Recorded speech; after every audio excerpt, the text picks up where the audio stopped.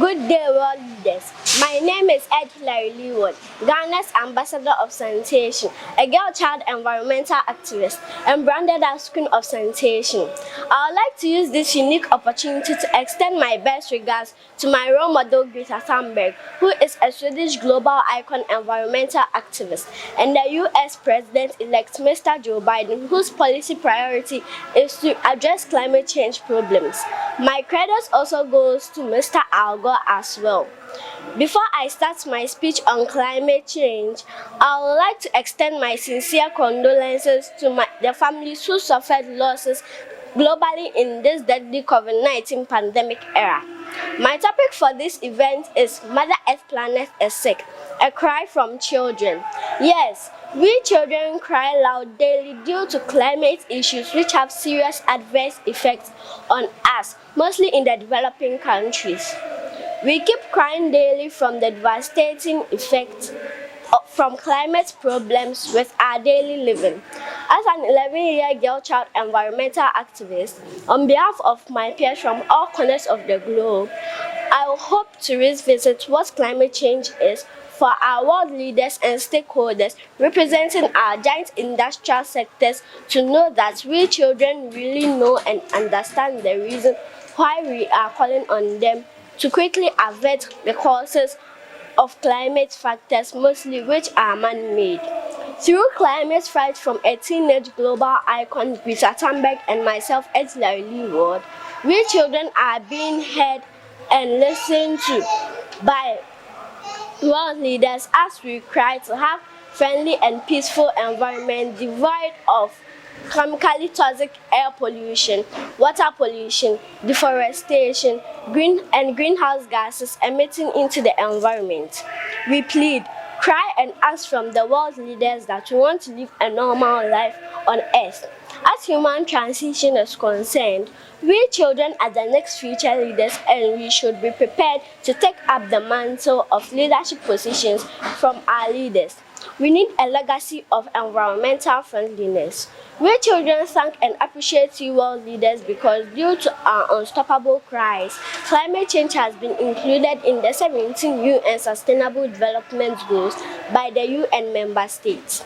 On behalf of our viewers and listeners who do not know what the 17 UN Sustainable Development Goals are, they are: Goal 1, no poverty. Goal 2, zero hunger. Goal 3, good health and well-being. Quality education. Goal 4, gender equality. Goal 5, clean water and sanitation. Goal 6, affordable and clean energy. Goal 7, decent work and economic growth. Goal 8, industry, innovation and infrastructure. Goal 9, reduce inequalities. Goal 10, sustainable cities and communities. Goal 11, responsible consumption and production. Goal 12, climate change. Goal 13, life below water. Goal 14, life on land. Goal 15, peace, justice and strong institutions. Goal 16, and partnership for the goals. Goal 17, climate change, which is the number 13 of 17 UN Sustainable Development Goals, describes a change in the average conditions such as temperatures and rainfall in a region over a long period of time. We children know that climate change occurs when toxic chemicals made up of smokes, carbon dioxide, that is greenhouse gases, mostly from burning of fossil fuels such as oil, gas and coal, interferes with God-given natural air, called air pollution, as it has adverse and devastating effects on human beings, the environment, the rivers, sea and the ozone layer, which contributes and is responsible for 64% of man-made global warming.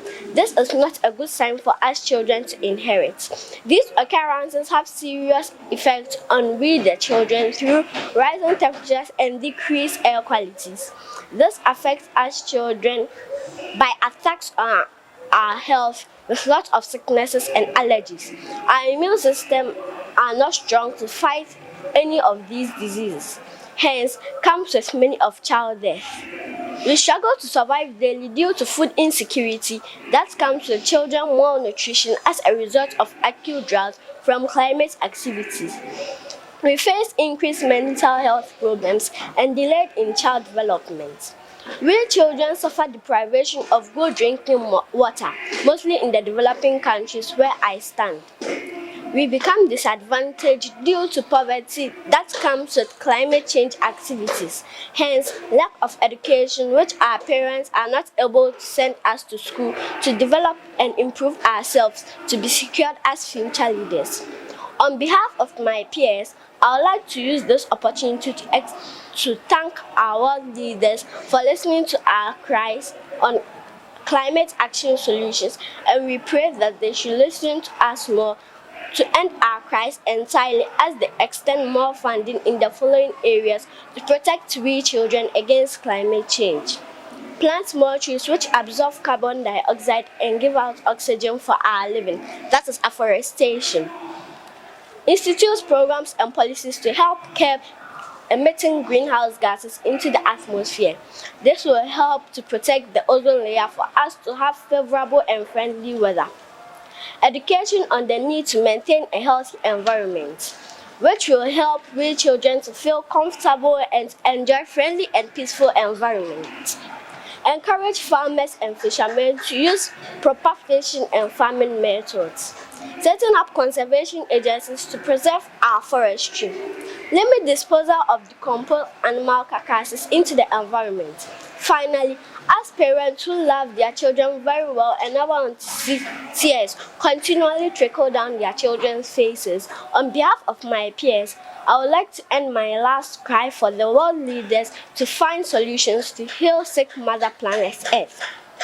We children cry for peaceful coexistence with our environment because we are the future leaders and want to inherit toxic-free environments from you world leaders.